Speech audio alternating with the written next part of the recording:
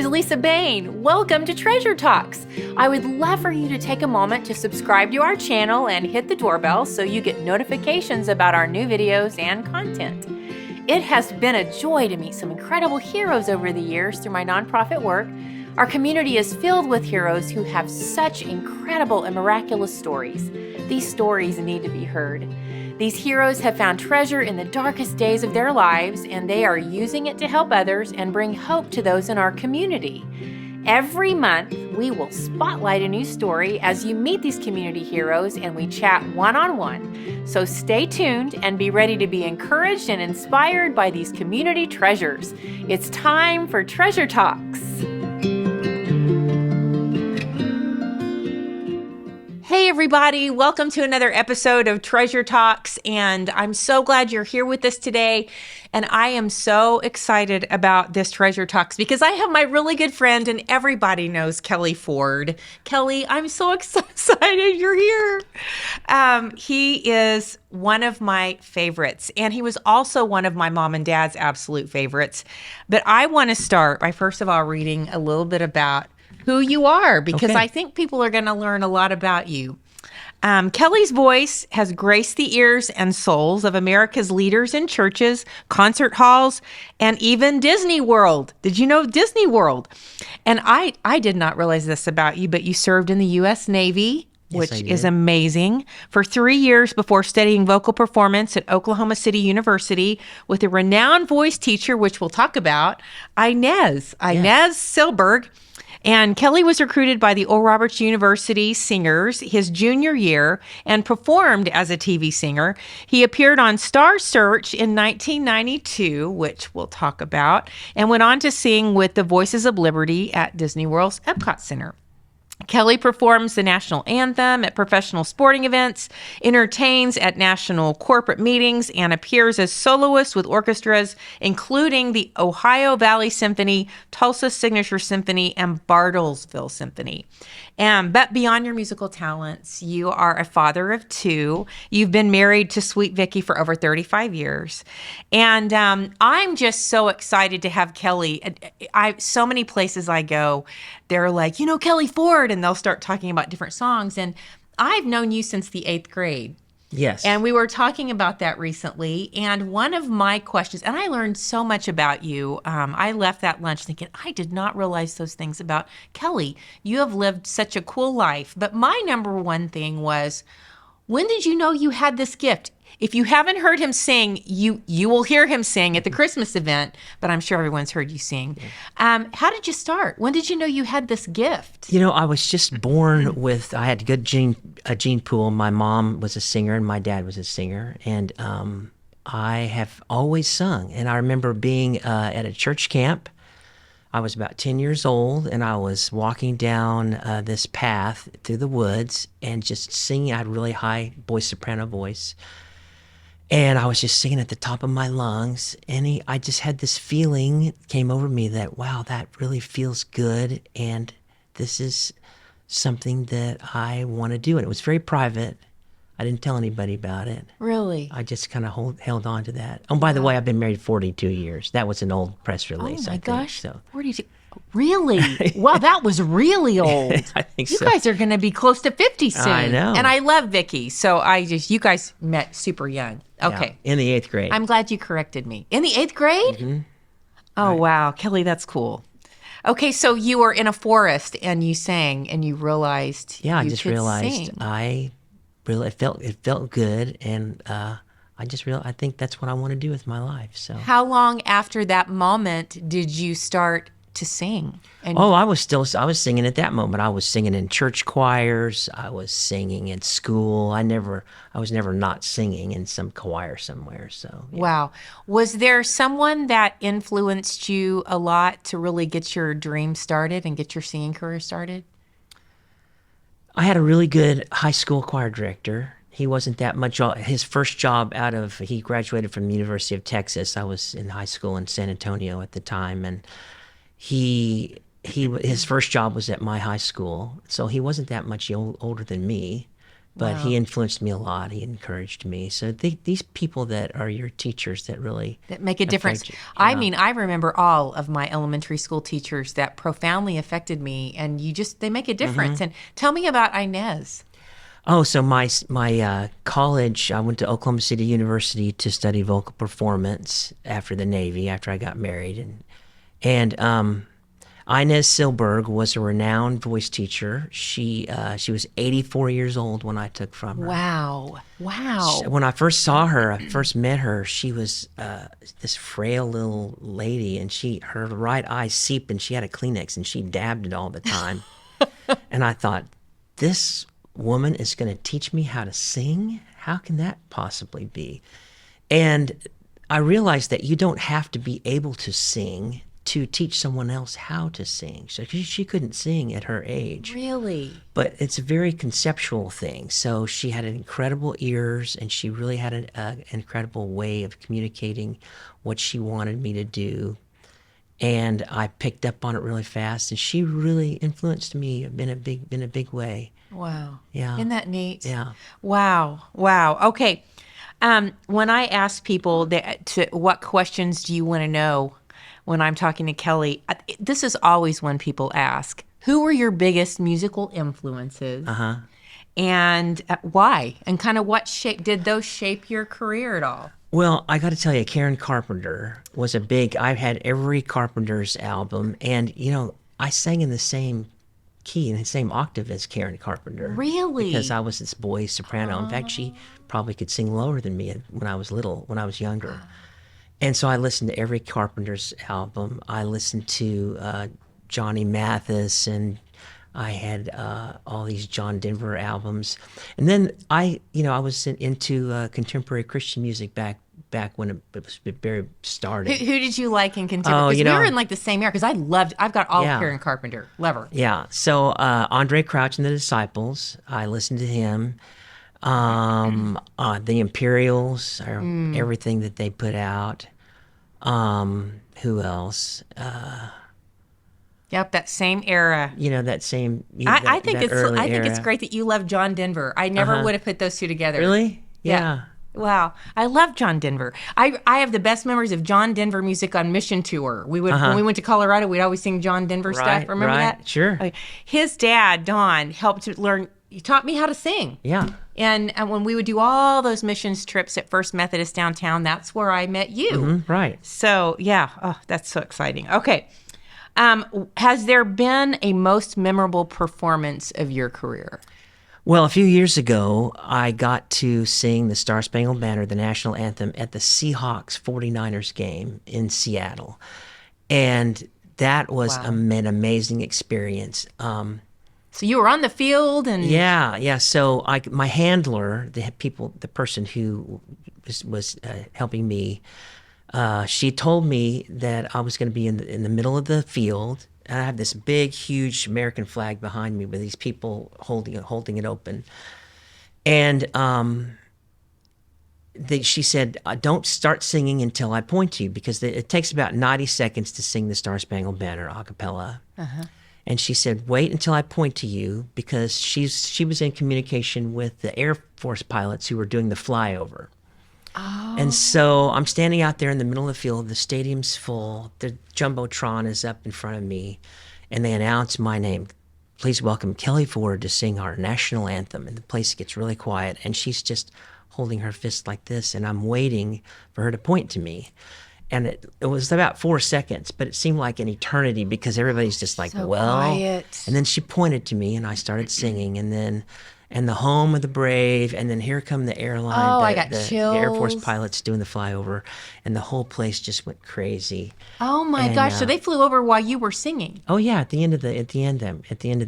So that would be so powerful. And that's the loudest stadium in the country. There are two stadiums, the Kansas City Chiefs Stadium and that one in Seattle, that are really, really loud. So when they yell, when the whole crowd yelled, it was deafeningly loud. It was very cool. Oh, that had to be amazing. Yeah. Oh my gosh, I absolutely love that. I love that, and, especially when the planes flew over. Right. Because you being in the Navy and all of that. And Colin Kaepernick was kneeling on the sideline because he was with the 49ers at the time. He was there kneeling, protesting Wow. Yeah, so I got to You got to sing it. you got to be there. Right, exactly. Oh my goodness.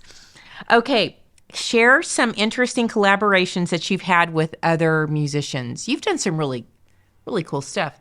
Have you done any Broadway? Yeah. Broadway stuff. In fact, a friend of mine, Kathy Venable, was Yay, Kathy. she was on tour with Frozen, and COVID hit, and she came home. She's from here. She came home because COVID hit. Everything, the show got shut down, and so I called her and to see if she could sub for me at the church I work at, Harvard Avenue Christian Church, and she subbed, and she's been working for me ever since. So we've collaborated. We've come up with a Broadway program called Broadway Soiree. It's about an hour long, and it's just our favorite Broadway tunes. And You just had something in Pawhuska, yeah, didn't you? yeah. We performed it. We've performed it twice now. Once at Philbrook, and once in Pawhuska. At Will it be coming Constantine up Theater. again? Do you have some future We things do have coming some. up? We have. I don't have any dates yet, but we're working on Okay. it. Yeah. Oh, you guys, you've got And, to see this. It's unbelievable. And we're actually going to perform with the Bartlesville Symphony on the 8th of December. right Christmas before show. Right before the Grady Nichols Christmas You're going to show. be busy in Yes, I am. December. Yes, Oh I my am. goodness. So- You guys have to see this. It is unbelievable. Kelly, your voice could melt butter. Thank you. Seriously. Have you faced any challenges in the musical world at all? Oh, sure. I think every time when you have a vocal performance degree like I do, Mm-hmm. most people who have vocal performance degrees, they sell real estate or insurance or something because it's very difficult to make a living as a singer. And they don't tell you that in college. Right. But I sort of have an unusual path, and I'll tell you about that. Yeah, so it's challenging. It's challenging when you're when you're a gigging musician. Yeah, and yeah. You're busy. The summer's really not very busy, and for me. And yeah, there are times when I'm really busy and times when I'm not. So. What really kicked off your career? Well, thanks for asking about that. I've been singing in corporate events now for, I don't know, 30 years or better. And it all started, a man at our church, First Methodist, Tom Tripp, he owned an advertising agency, and he passed away on the 4th of July weekend, and I sang at his funeral at First Methodist. I sang Friends Are Friends Forever, and something else. I don't remember what it was. I think the Lord's Prayer. Anyway, I got a call from the ad agency, and they asked me if I would sing the Star Spangled Banner at a Sonic. One of his big clients was Sonic Drive-Ins, at a Sonic convention in Las Vegas, and how much would I charge? They wanted me to wear this 50s Letterman jacket at this convention and sing the Star Spangled Banner. Well, I didn't know what to charge them. I'd never done that before. So anyway, after that, I did Sonic meetings for 7 or 8 years, and I did Thrifty Rent-A-Car, and then I did Dollar Rent-A-Car, and they were both bought by Chrysler back when Lee Iacocca was the CEO, and I did Chrysler meetings. And then I started doing others. And so it all happened really because I sang at a funeral. That's amazing. And we were talking the other day that, I remember someone saying, Lisa, why do you always mess with the small little crowd things? And some of our biggest, most productive things have happened in the small crowd and in those little intimate settings. And I loved what you said. It really stayed with me. That you tell kids or students that are rising, Right. What's that piece of advice that you share with them? Yeah. Well, I do get approached by college kids a lot that say, hey, how'd you do get it? started with that? And I tell them that story about singing at a funeral. And I say, listen, you've got to always be prepared. You have to prepare like you're going to sing in Carnegie Hall. You can't go, oh, I'm just singing at some little funeral. I don't have to really prepare that much. No, you do. You have to have a certain standard for yourself that's way up here. And every time you perform, because you really just never know. You never know who's going to be You never know who's going to be there. You never know. Sonic happened. You never know. Exactly. Right. Wow. You also talked about a quote from Carol Yes. Burnett. I want to hear that quote. I love that quote. Yes, actually, it's from Julie Oh, Andrews. Julie. Why did I say Carol Burnett? No, it's close. Julie Andrews. It's her voice teacher, her longtime voice teacher. I was reading her biography, and I read this quote. Her voice teacher used to tell her, "The amateur works until he gets it right. The professional works until he can't go wrong." And I just thought that was profound. Wow. And I've really adopted that. I thought I was serious about my craft, but I'm even more serious now that I'm older. I think that applies to so many things. Yeah, I it mean, really does. You said several things that really stuck with me the other day when we were chatting, and I thought about them. And I also thought about how my life is 85, 90% lyrics. Right. Yeah. I've got this T-shirt that says my brain is 90% song lyrics, and that's what I feel like. That's absolutely true. And yeah. one of the questions was, has music helped you through a difficult period? And I think we both agree it gets us through every day. Oh yeah. There's not absolutely. really one period of time. I mean, even this morning I was on my prayer walk and some songs came on, and I'm instantly my mood would shift. It just music is just such a part of who I am. I can remember a time in the Navy when the Iran crisis broke out, where they stormed the U.S. Embassy and took hostages. That's when I was in the Navy, and our ship got sent to the Indian Ocean. So we're steaming out alongside the Indian Ocean and outside of Iran. And the tensions were really high. There were Soviet ships all over the place. And I remember going out at night in the Indian Ocean and looking up at the stars, and there were 1 million stars. And I was anxious about the situation we were in. And I looked up and I just started singing, "Oh Lord my God, when I in awesome wonder." And I just thought, wow. So I thought that was a real comfort for me to have that hymn in my memory banks, so that I could pull it out in a time of need and sing. So, and thank you for your service. Oh, you're welcome. I did not realize you were in the Navy Yeah, I was in the until Navy. the other day when we talked. I'm like, how did I not know this? Hymns. How Great Thou Art. Is that your favorite hymn, or do you have one favorite hymn? I do. I think "Great Is Thy Faithfulness" is my favorite hymn. Yeah, I love that song. Yeah. I got to say that's definitely one of my favorites. And before you ask the question, I really think young people are coming back to traditional worship. Oh yes, talk about that. Yeah, I've got some people that come to, some young people, young married people who have small children, who come to the traditional service, and we sing hymns with an organ. The choir sings every week, and they choose, this is the service I want to go to. And I think they've grown up, some of them have grown up with folding chairs in the gym and a band, which is fine. That's nothing fine. But I think they're coming back to more architecture and formal, and there's so much theological meat that can be had in a hymn. Oh, when yes. When 9/11 happened, I remember thinking, what are we going to sing on that next morning, on that next Sunday morning? And the only thing that fit was "A Mighty Fortress Is Our God." Wow. And I thought, Those hymns. really, they're amazing. I mean, Skipper and I have talked so often, when we go, we just get so hungry for those hymns. And I remember the memories. I'll never forget when I was at First Methodist, and I went in and I was by myself, and I was in that huge, just beautiful cathedral. Right. And you've sung it many times, but I love you, Lord. Right. And it just echoes. Uh-huh. And there's just nothing like a hymn. And I remember my mom, we sang hymns all the way to chemo, through chemo, all the way back. And I mean, she listened to Gaither songs. In fact, you sang at her funeral.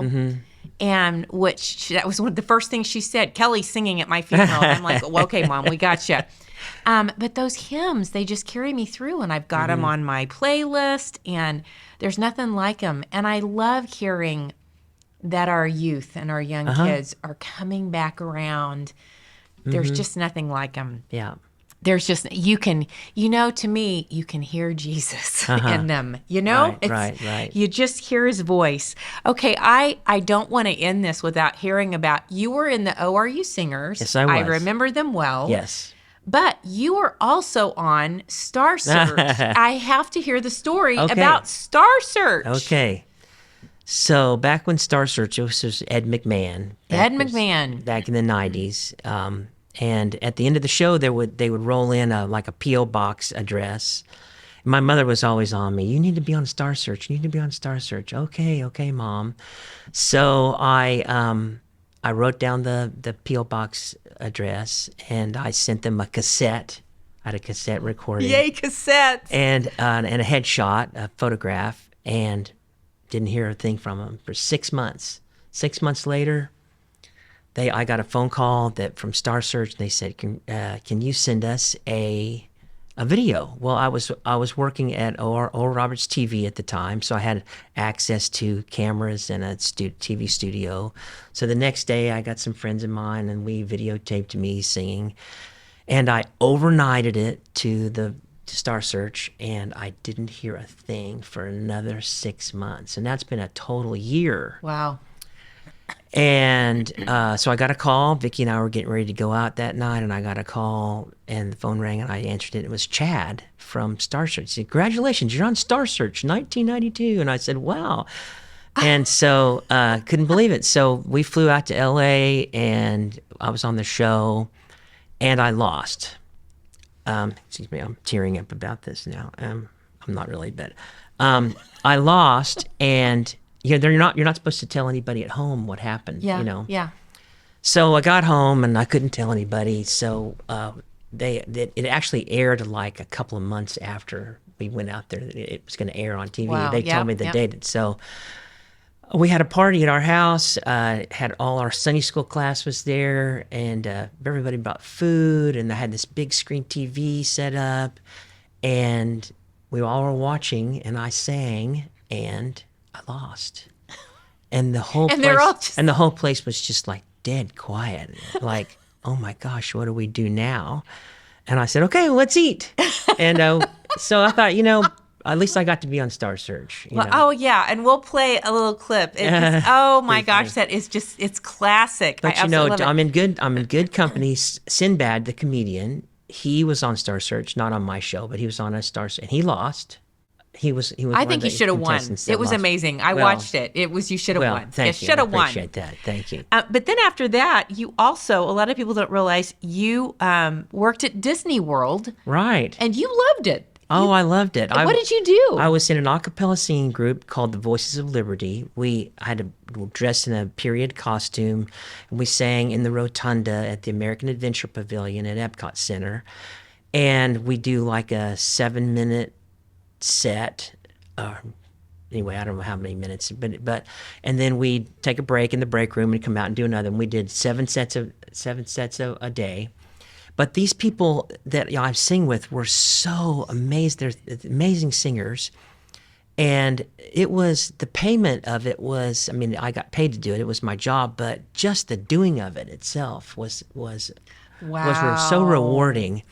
And even to this day, I have dreams of Voices of Liberty. Wow. And those are the kind of people you just practices are great, I'm sure, because everyone knows what they're doing. Yes. Yeah, it was a joy to do it, and I still got lots of friends from. So you guys have stayed in touch? We hang out on Facebook, Oh, that sort of thing. I love that. And then also, I love this. You were in the Billy Graham. Oh, yeah. When I was 12 years old, the Billy Graham Crusade came to Tulsa, and I was in the Billy Graham Crusade choir. Everybody wears a white shirt, and Cliff Barrows was the director, and so I sang in that choir. In fact, I was there waiting, and this man. Want me to tell that story? This man, Dr. Buskirk. This man walks in, this tall man with gray hair that he had combed back, and I thought, that's Billy Graham.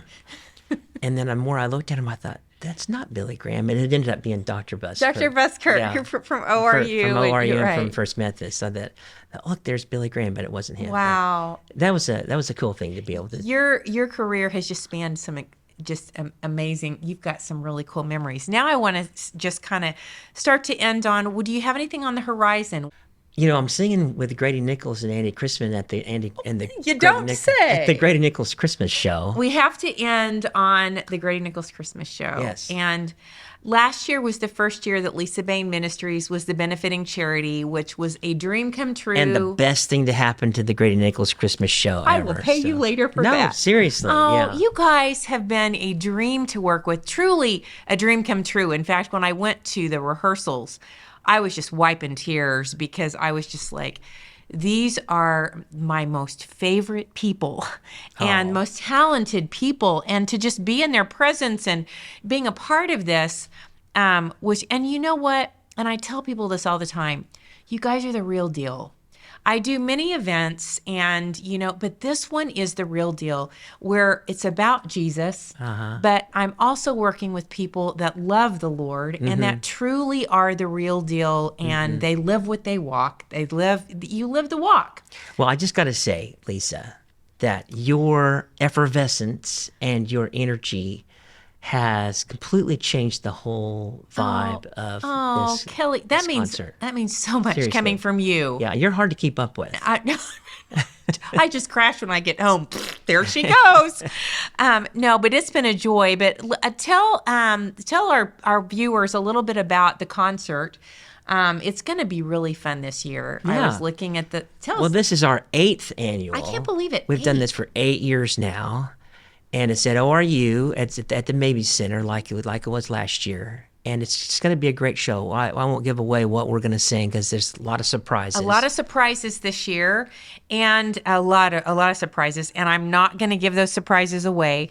But make sure that you go to maybecenter.com. We've still got some we're opening up more of the arena. It's always been at what's called Howard Auditorium. This year, actually, it's Johnson Theater.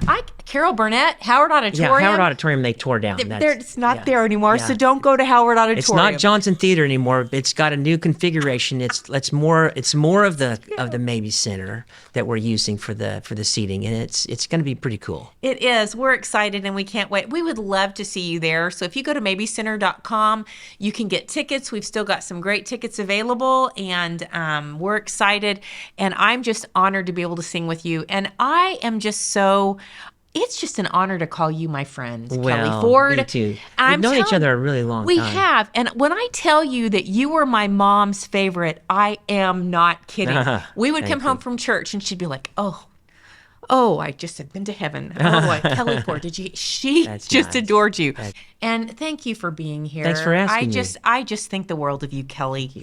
And you guys, thank you for joining us every month here at Treasure Talks. Make sure you go to our YouTube channel and ding the little bell and subscribe. And you can go to lisabain.com, catch up on some of the episodes you might have missed. We love being here every month. Make sure you don't miss the Grady Nichols Christmas show that benefits Lisa Bain Ministries and helps us do what we do. And we look forward to seeing you there December 10th, 7 p.m. And thanks for joining us. Bless you guys. Thank you.